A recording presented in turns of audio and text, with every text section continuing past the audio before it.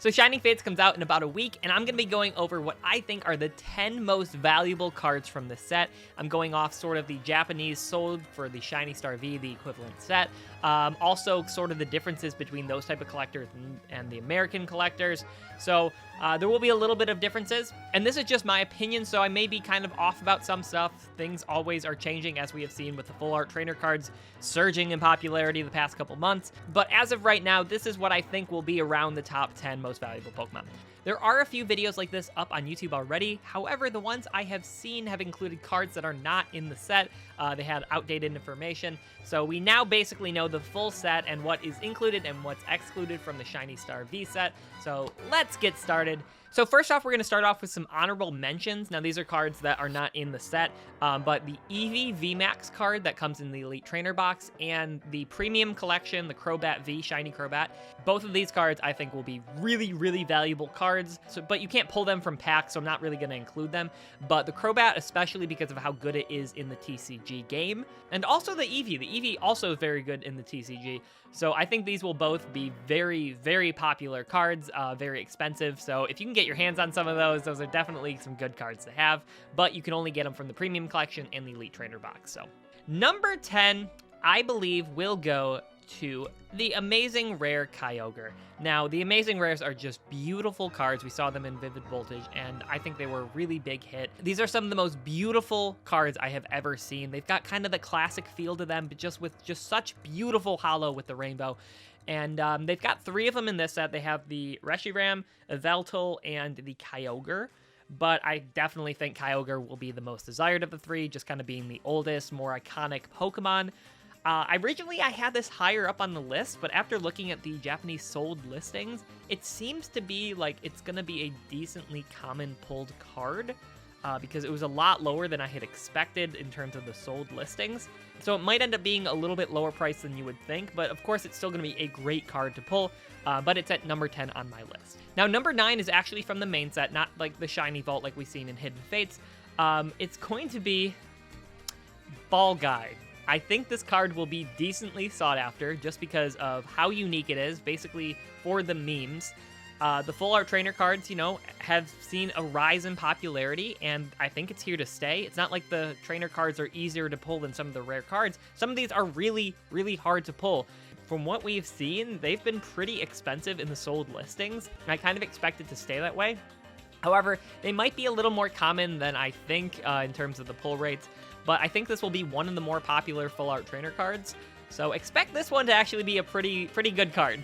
And at number 8, another full art trainer card, I believe it'll be Pokekid. The sold listings for this have been very, very high, but that reason might be because the people who collect Japanese Pokemon cards, at least here in the US, are probably going to be like more drawn to that card than the average US collector. So there might be some bias there, but I do also expect that to be a pretty expensive card, just with the popularity of the full art trainer cards. Now, this next one will be the only one from the regular Shiny Vault. Number 7, I am putting Shiny Suicune. Now, the sold listings for this card are surprisingly high, and I think that's partially because there are so many of these shiny Pokemon, but none of them particularly stand out. I mean, you've got some, like, pretty cool Pokemon. You got Decidueye, you got Rillaboom, you got a lot of the starters, and they're popular cards, but in terms of just, like, the older generation, the only ones you see are ones that evolve into the Galar region Pokemon, like Koffing, and then you see, like, Zigzagoon.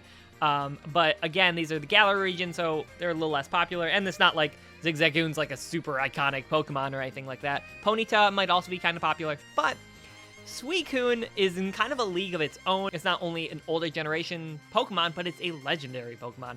And it's the only legendary Pokemon, I believe, from this list. I mean, technically, Rotom had the legendary music play for it when you encountered it in Diamond and Pearl, but we're not going to go into that. But I don't see any other legendaries on here. Basically, it's going to be a league of its own. And with how many of these cards there are, being the most sought after one is actually going to make the price of this be pretty high. Because, like, if you just quickly look at all the V and the VMAX cards, there are not that many of them. And so even though pulling one of these is going to be way more common, with how many there are, pulling a Suicune is going to be really, really, really hard. If we see a similar pull rate of about 1 in 3 or 1 in 4, like we've seen with Shining Legends and Hidden Fates with the Shiny Vault, it's going to be like a 1 in 250 or 300 chance or something like that to pull this Suicune. It's going to be incredibly hard to get this card. And being by far the most sought after Pokemon in this whole list here, I really think that it's going to be a pretty expensive card despite it being like in sort of a common set of cards, if that makes sense. Now, next up, we finally are on to sort of the VMAX cards. Now, I believe number 6 will be Shiny Ditto VMAX. And this is a just kind of a funny looking card. I love Ditto. You know, a Gen 1 Pokemon obviously will be generally more popular than the newer Gen Pokemon. I think this will be a popular card just because it's a Gen 1.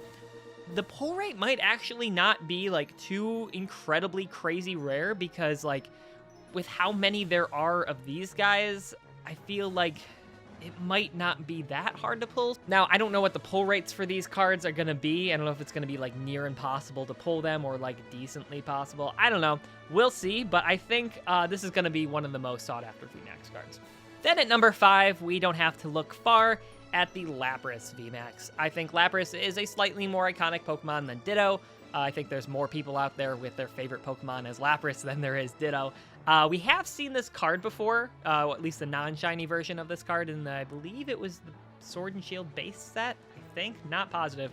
But we have seen it before, so I don't know if that will factor into it. Like Ditto, this one is new to this set. We have the regular Ditto VMAX as well, so I don't know how that will affect things, but probably will have some sort of effect. And there's also the chance that the regular V cards will be just as popular, or if not more popular, just because it's kind of the more iconic Lapras look. I don't really suspect that, but there definitely is a chance of that happening. We kind of saw that with the Vivid Voltage, with the Pikachu V actually being slightly more expensive than the Pikachu VMAX, even though the VMAX is sort of the more iconic card from this set. So there's a chance for that to happen. And then on to number 4. We've got 4 and 3. I'm going to kind of lump these in together. The Eternatus, I pronounce it Eternatus, like Tornadus, but Eternatus, we'll call it that for the rest of it. Basically, these black and gold cards. I think this will be number 4, the V card, and the VMAX being number 3. And that's because a couple reasons. They're really pretty cards. I have the Zacian, I believe, or Zamazenta. I can't remember which one I pulled. Of this card, and it's just like such a beautiful card. Now, there's a couple reasons that I think the V card might actually end up being more than the VMAX card, and that's because in the TCG world, I believe the V card actually is a little bit better by itself than the V card and the VMAX. So I don't know exactly if it'll be harder to pull the VMAX. If we see that it is rarer, then it'll probably be more expensive. But if they do have similar pull rates, I would expect the V card to be a little more expensive, especially since you can make out Eternatus like a little bit better. Like you can really see who that is. But like on the VMAX card, he just looks silly to me. Like it's just a bunch of triangles to me. It doesn't do it for me. The V card I think looks a lot better. So those are number 4 and 3. And for number 2, this might be a little surprising, but I'll kind of explain my thought process, is Skyla. Now, of course, we've seen the Full Art Trainer cards do pretty well. As you can see, 3 of this top 10 are the trainer cards, which might be a little surprising. But I just think because there are so many good cards in this set, not many of them stick out a ton. And because of that, I think these Full Art Trainer cards will end up just kind of being a little bit more valuable than them. Like, I think a lot of these cards are going to be pretty valuable. They're just not going to be, like, super valuable. So, like, Skyla will be a pretty valuable card, also because we're not going to have a Marnie in this set. The Japanese cards had a Marnie in the set, the Full Art Trainer Marnie, which was a super popular card, but I believe we'll get it in a newer set. We might see it in Battle Styles, I don't know yet. But because of that, the only kind of waifu tax card there really is in this set is Skyla. And so this card will be very expensive. It might not be the second most expensive card in this set, but expect it to be very expensive. There just really aren't that many cards in this set that like really are sticking out to me as like, ooh, yes, I definitely want that, or you know, that's the chase card. You know, I don't really see anything that could be. Well, of course, obviously, besides number 1. as we all know, Shiny Wooloo will be... No, I wish, though. Look at that card. That's adorable. No, number one, of course. I mean, did you not know? The Shiny Charizard VMAX. We've seen this card before, Darkness Ablaze, Champion's Path, but with the regular and the rainbow version of the card. Now we have the shiny version of this card. The Black Charizard being one of the most iconic shinies we've ever seen. Charizard being the iconic card. Of course, this is going to be by far the most expensive card in this set. This is the chase card, the card you are looking for, and expect it to be insanely expensive, especially when it comes out.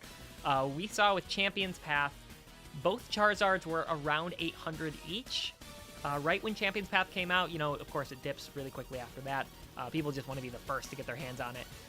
We saw it kind of settle in at 500 for a while before now being about 350 or so.